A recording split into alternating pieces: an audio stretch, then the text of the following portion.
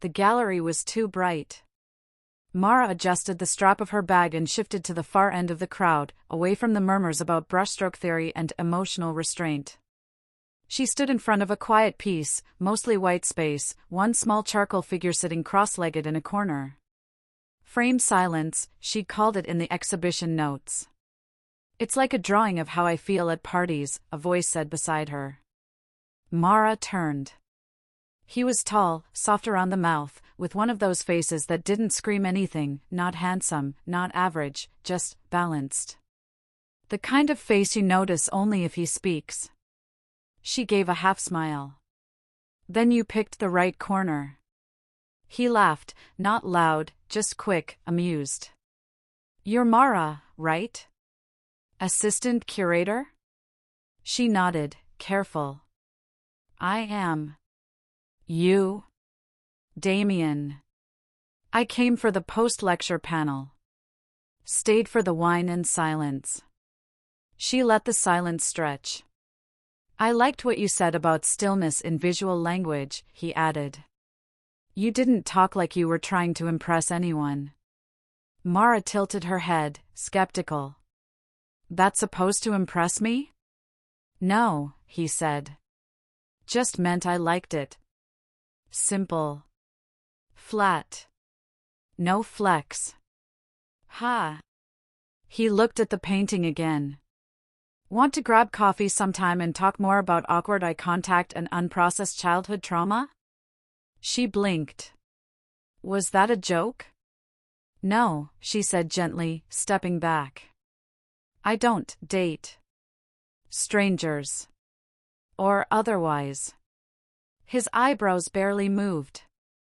Fair. A small pause. Didn't mean to assume. You just seemed interesting. And with that, he nodded once and walked off. No dramatic exit. No wounded pride. Just gone. 2 weeks passed. Mara was at her favorite bookstore, the one tucked into the old firehouse, squatting beside the poetry section when a copy of the Glass essay slid into her view. You'd probably already have this, came the voice. She looked up. Damien, again. She stood slowly, a brow raised. Do you work for fate? He held up both hands. Swear I'm not stalking you. Just here for the Lori Moore. She glanced at the book in his hand. Good taste. You too. You rejected me very politely, by the way. Politeness is free, she said, trying not to smile. They talked books for 5 minutes. He didn't mention coffee. Didn't mention anything at all, really. Just made a joke about how bookstores are the new dating apps, for people who like disappointment with the smell of paper. When she left, he was still in the poetry aisle, not watching her go. It had to be a joke now. She and Jonas were halfway through a retro film screening, a black and white drama about grief and unwashed dishes, when Mara spotted Damien near the concession stand, sipping something dark with both hands like it was ritualistic. Jonas nudged her. You know him? Mara sighed. Kind of. Damien caught her eye, then raised his cup in greeting. Cute, Jonas whispered. Librarian serial killer vibes. After the film, Damien ended up beside them in line for the bathroom. He talked casually with Jonas about the director's earlier films, then stepped back, giving Mara a small smile. She arched a brow. Are you always everywhere I go? He shrugged. Or maybe you're everywhere I am. Right, she muttered. Or maybe, he said, grinning now, I just have impeccable taste in bookstores, jazz cafes, and moody gallery curators. Mara turned away before he could see her trying not to laugh. You're thinking about him, Evie said. Mara stirred her tea, not answering. Evie continued, just because someone's quiet and reads doesn't mean he's not playing the long game. You trust him? I don't not trust him, Mara said. He's been around. But he doesn't ask for anything. He doesn't do anything. Evie leaned forward. Sometimes, that's how they get in. Mara hated how that landed. Like a small stone sinking in her chest. Later that week, after closing the new surrealist exhibit, she walked out the staff entrance and nearly bumped into Damien, holding coffee, leaning against the wall like he'd been waiting hours. "You looked tired on Monday," he said, offering her the cup. She stared at it. "You didn't ask for this," he added. "Just thought it might help." She took it. "Thanks." He nodded and walked away. No request. No follow-up. When she got home, she peeled the sticker off the side of the cup. There was a sticky note underneath it. His number. She didn't call. But she saved it. A week later, she got stood up by a consulting client, some flaky startup art buyer who forgot their meeting time. She sat at the cafe, annoyed and overcaffeinated, when Damien walked in wearing a charcoal sweater and that familiar look of amused detachment. "Either I'm psychic or this town is 4 blocks wide," he said. She smirked. Psychic wouldn't wear that sweater. They sat. Talked. Laughed once. Maybe twice. It was strange how light it felt, like the space between them had been padded over time. He stood to leave first. "I don't linger where I'm not invited." She didn't stop him. But when she got home, she texted, "Thanks for earlier." The response was instant. Just a smiley face and a quote from Mary Oliver. She saved it. Then the next message came, "Sometimes you have to let the soft animal of your body love what it loves." She stared at it for a long time. Then replied, "Just conversation. That's all this is." Even she didn't believe it. Mara didn't expect to hear from Damien again. After she turned him down at the gallery weeks ago, she figured that was it. He didn't seem like the kind of man to chase. He'd taken her rejection calmly, almost like he expected it. But then, late one night, her phone buzzed with a message. "Bookstore crime scene, someone shelved Bronte under science fiction. Thought of you." There was no emoji, no awkward hi, no suggestion of meeting again. It made her smile, even though she tried not to. She didn't reply that night. But the next day, she did. A crime like that deserves jail time. That was how it began, just text messages, spaced out days or weeks apart. Sometimes he sent a line of poetry. Sometimes a blurry photo of a street mural or a quote scribbled on a bathroom wall. She found herself waiting for them, even if she wouldn't admit it. They ran into each other again outside the record shop. He was carrying a tote bag and a worn copy of Dubliners. She was buying old jazz vinyls for Jonas's birthday. "You again," she said. "You keep showing up in all my favorite places," Damien replied. "You have good taste," she said. "Or bad timing." "I'll take either," he said with a small shrug. They stood outside for a few more minutes. The conversation was easy, light. Before she left, he offered her a half-smile. "No pressure. I just like talking to you." And that was all. A week later, Mara finally let Damien meet Jonas. They arranged to meet for coffee at a small cafe where local artists displayed their work on the walls. Jonas showed up first, wearing a denim jacket covered in enamel pins and sarcasm. "Let's see this ghost you've been messaging," he said. Damien arrived 5 minutes late with 2 pastries and a copy of The Fire Next Time in his hand. He handed Jonas a croissant like they'd been friends for years. "You read Baldwin?" Jonas asked. "Every January." "It resets me," Damien said calmly. They talked about music, politics, and books.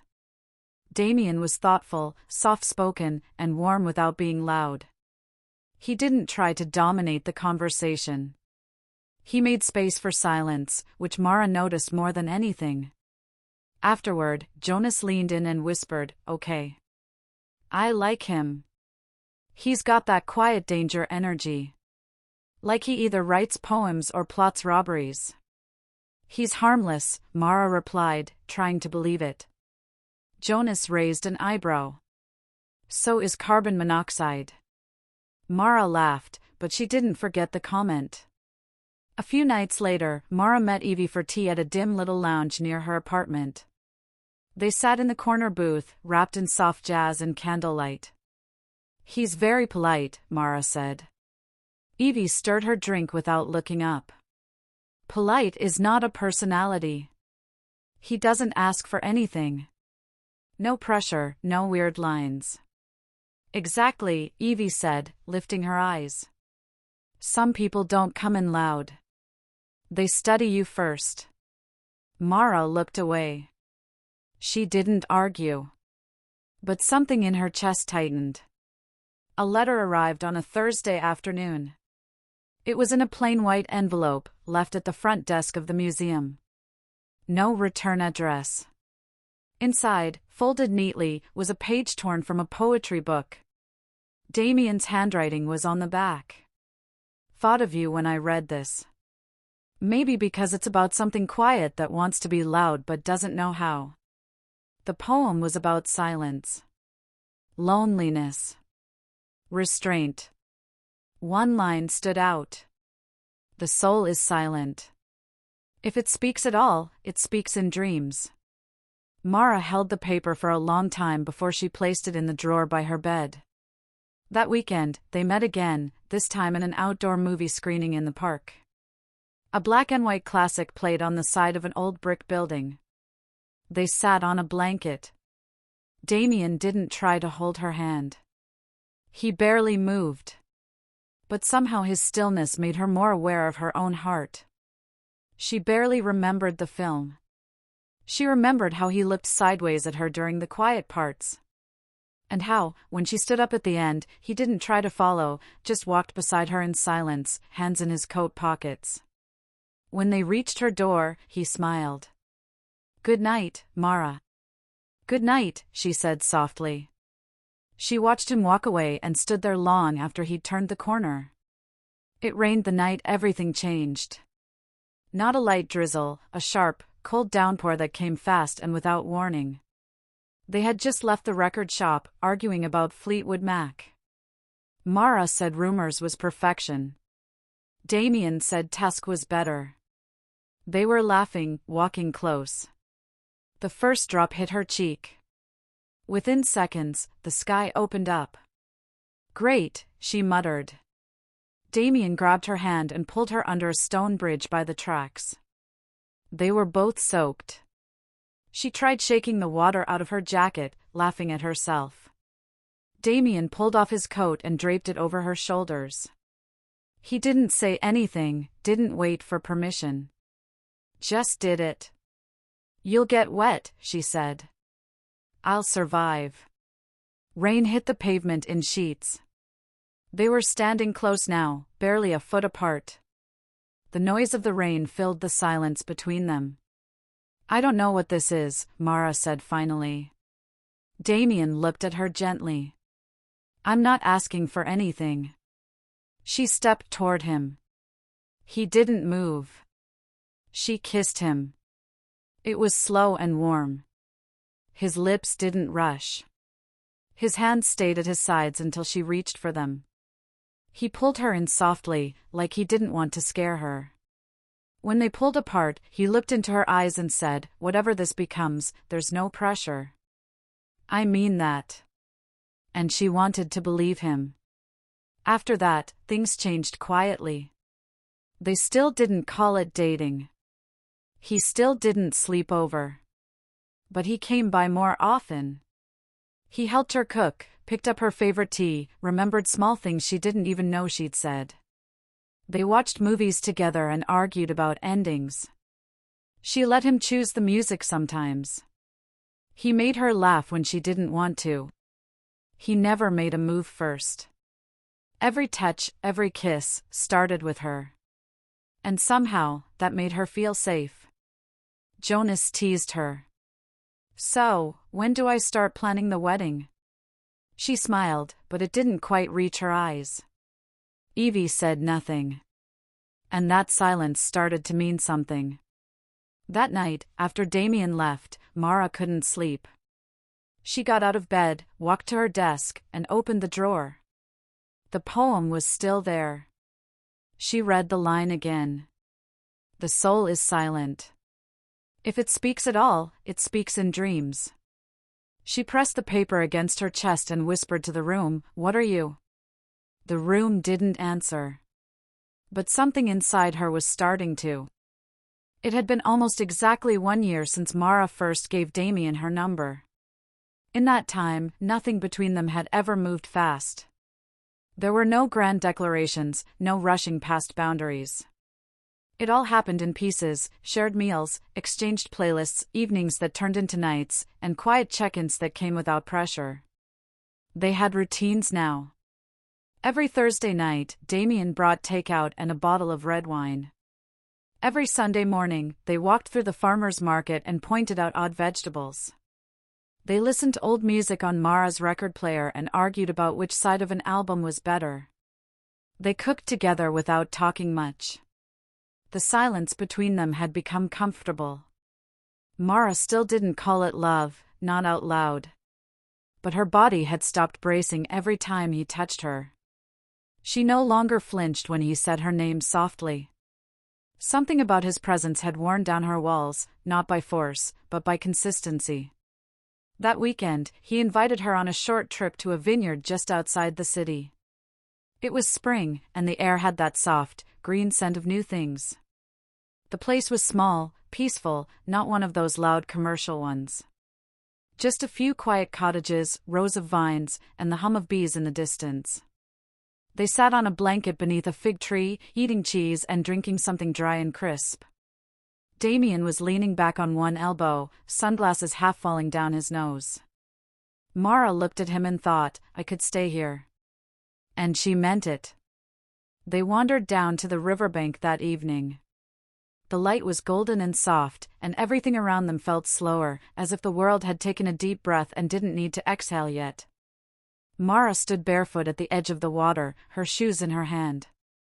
Damien walked behind her and gently touched her elbow. She turned, and he was holding something small. It was a box. Not velvet, not fancy. Just a small wooden one with a metal clasp. "I've never been the kind of person who says big things," he said, voice low. "And I know you don't trust easily. I didn't come here to change that. I just want to build something. With you. If you'll let me." He opened the box. Inside was a ring, simple, silver, no diamond. No flash. Just the right size. Mara stared at it. Her first thought wasn't joy. It was fear. Her mind flashed with 100 warnings. Evie's voice. Her mother's cold face. Her own voice telling her, "Don't be stupid." But the man in front of her looked steady. Real. He hadn't rushed her. He had never demanded more than she could give. Her hands shook, but she reached out and took the ring. "Yes," she said softly. He smiled, and something in his shoulders relaxed. He kissed her, and her eyes stayed open for the first few seconds, just to be sure it was really happening. When they walked back to the cottage, they were both quiet. But the silence felt full. The lights in the guest house were low. Mara lit 2 candles and set them on the windowsill. She didn't say anything. She just reached for Damien's shirt and began unbuttoning it slowly. He let her. Their hands moved like they were remembering something instead of learning it for the first time. There was no rush. No heat that burned too fast. Just warmth, patience, and the kind of closeness that made her forget where her body ended and his began. They didn't speak much. Every sound was small, a breath, a shift, a sigh. His touch was gentle. He followed her lead, moved only when she moved. At one point, he kissed her shoulder and whispered, "Are you okay?" She nodded. And she was. It was nothing like the past. It wasn't messy or loud or uncertain. It felt like they were speaking without words, like every inch of her had been waiting for this, for him, for safe hands. When it was over, they lay tangled together. Her head rested on his chest. His fingers moved slowly through her hair.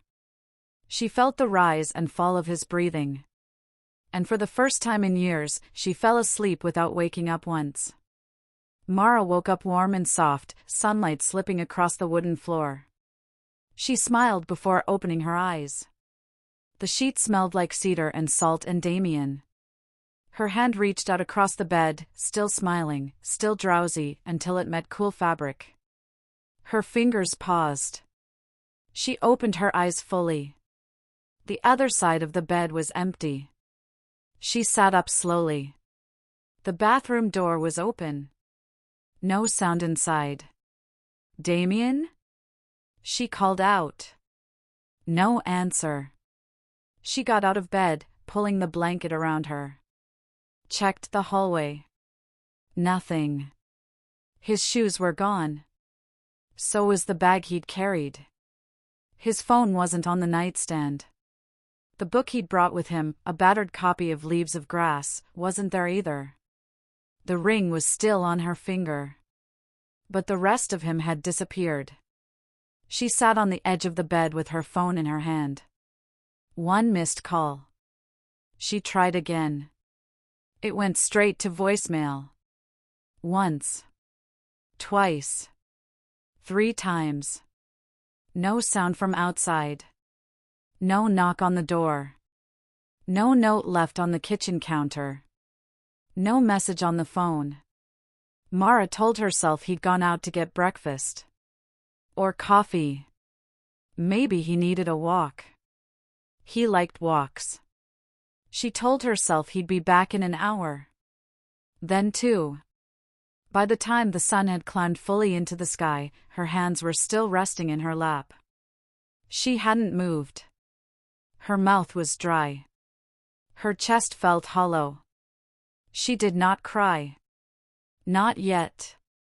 But somewhere deep inside her, in the place that had once told her no the first time he asked her for coffee, a voice whispered again. Something's wrong. And this time, there was no one left to silence it. Mara waited. She sat in the cottage lawn after the sunlight faded, the ring still on her finger, her phone sitting beside her like it might light up at any moment. At first, she tried to stay calm. He probably went into town, she thought. Maybe he needed space. Maybe he wanted to surprise me with breakfast. Or flowers. Or something. But the longer she sat, the heavier the stillness became. The bed looked untouched. The small bathroom held none of his things. His toothbrush was gone. His shoes. His bag. She checked the parking lot. His car was gone too. She called again. Straight to voicemail. She texted, "Where are you?" Then, "Is everything okay?" Then just, "Please say something." Nothing came back. By the time night fell and the air turned cold, she was still sitting on the edge of the bed, staring at the door like it might open at any second. It didn't. The next morning, Mara left the key on the kitchen table and drove back to the city. She didn't sleep. She barely ate. Her thoughts were loud and tangled, trying to hold on to a version of Damien that made sense. She went straight to his apartment, the one he'd shown her months ago. A clean loft above an antique store, quiet and warm. But when she rang the buzzer, no one answered. She walked around to the back and knocked on the door of the store owner, a woman in her 60s with silver hair and kind eyes. "Do you know if Damien Wyatt still lives here?" Mara asked. The woman blinked. "He moved out 2 days ago. Left in the morning. Said he was going out of town." Mara stared at her. "He didn't say where?" "No. Just said he wouldn't be back." Her chest tightened. She walked away slowly, trying to breathe. At home, she opened her laptop. She searched the publishing company he claimed to freelance for. She'd visited their site before, seen the list of writers. But this time, she looked harder. No Damien Wyatt. No one by that name in their directory. She called their listed number. After some waiting, a polite voice told her, "No, sorry. We've never had a Damien Wyatt on our team. Maybe he used a pen name?" She ended the call with her heart pounding in her ears. She searched for him on Facebook. Nothing. Instagram? Gone. LinkedIn? Blank. It was like he had never existed at all. That night, she called Evie. When she answered, Mara said only one word, "Gone." Evie came over right away. Mara told her everything: the empty apartment, the publishing company, the missing car, the phone that still went to voicemail. Evie didn't ask, "Are you okay?" She didn't need to. She sat beside her, silent and still, while Mara tried to put pieces together that no longer fit. Later, Jonas arrived with takeout and questions. He didn't believe it at first. He kept asking, "Are you sure? Maybe something happened? Maybe it's not what it looks like." But when Mara showed him the messages, the empty apartment photo, the fake publishing contact, he stopped speaking. The three of them stayed up late trying to search everything: his number, his email, the images he had sent. Every lead went nowhere. Then, Mara found it. She had remembered one of Damien's favorite quotes, something he'd written in a letter once. It was obscure, something about solitude being a house with broken windows. She searched the line online. It led to an old blog post from 5 years ago. A comment under the post had the quote word for word. But the name wasn't Damien. It was Caleb W. Her blood turned cold. The comment linked to a profile, mostly inactive, but with one old post and a link to a personal website. Mara followed it. The site belonged to a writer and yoga instructor named Sierra Bell. The contact form was still live. Mara typed, "Hi. This is going to sound strange, but I'm trying to find someone I knew. He went by Damien Wyatt. I found something he wrote under a different name, Caleb W. Does that mean anything to you?" The reply came 20 minutes later. "Yes. It does. Did he propose to you too?" Mara's heart stopped. They arranged to meet at a cafe 2 towns over. Sierra was in her late 30s, with tired eyes and a calm voice. She didn't cry when she spoke. She just told the story like someone who had already bled the pain dry. "I met him at a book reading," Sierra said. "He waited 6 months to ask me out. Said he was trying to be respectful. We dated for a year. Then he proposed. Quietly. No ring. Just words. We slept together that night." She paused. The next morning, he was gone. Phone off. Email deleted. He even changed his Venmo handle. Mara sat across from her, holding her coffee cup with both hands, not drinking. "He used the name Caleb with me," Sierra said. "Caleb Weston. But I looked later. That name wasn't real either." Mara whispered, "He said the same things. Almost word for word." Sierra nodded. "He probably has more of us. We're just the ones who looked."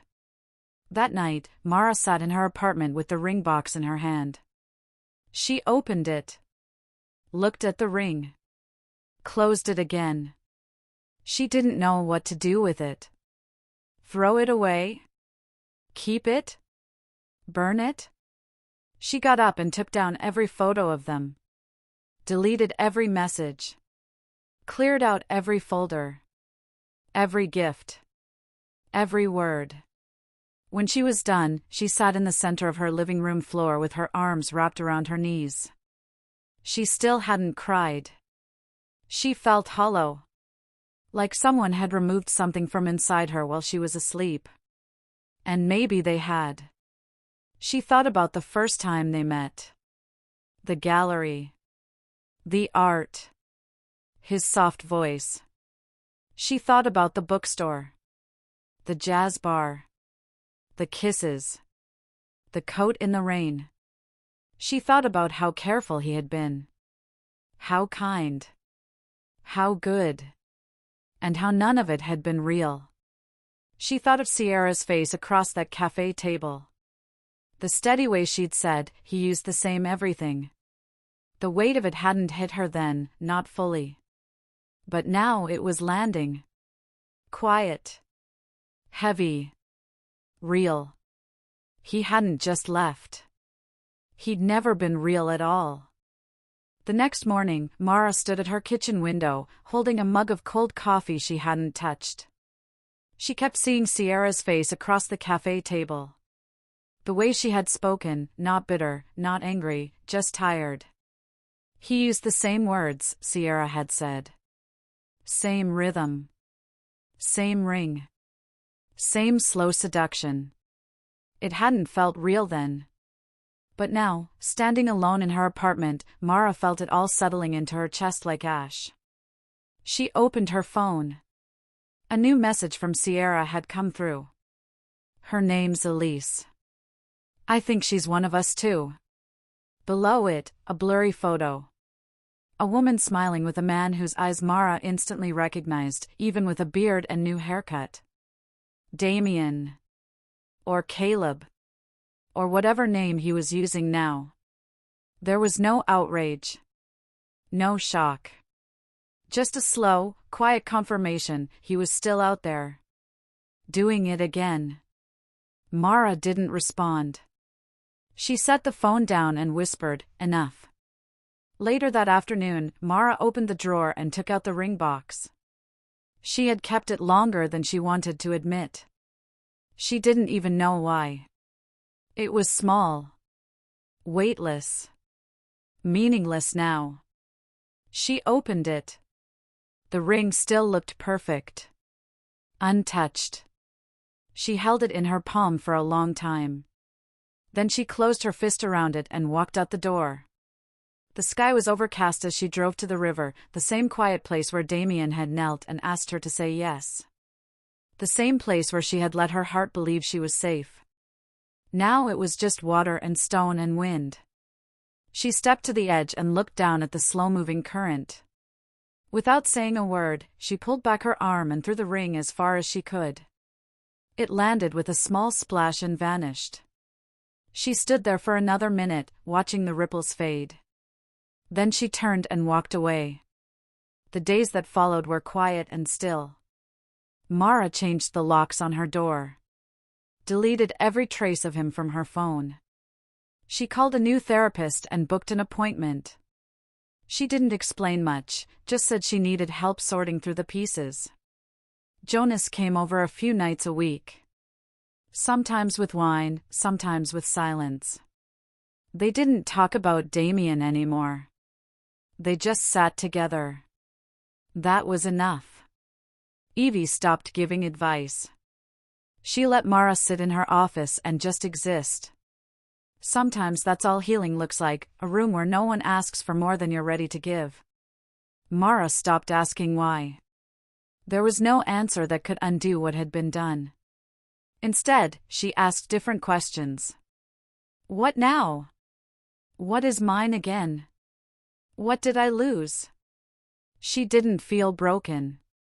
She felt scraped raw and reshaped, like something had been carved out of her that she hadn't needed in the first place. She didn't feel like she had been ruined. She felt like she'd been revealed. 3 months later, Mara moved to a new city. Not to escape, she didn't believe in running. But she wanted something unfamiliar. A place where nothing reminded her of bookstores or riverbanks or soft voices that lied. The new apartment was smaller, with too much traffic outside and uneven floors. But the noise comforted her. It made it harder for her thoughts to echo. One evening, she wandered into a local gallery opening. The space was bright, full of soft jazz and strangers. She stood near a sculpture made of broken mirrors, twisted and shining.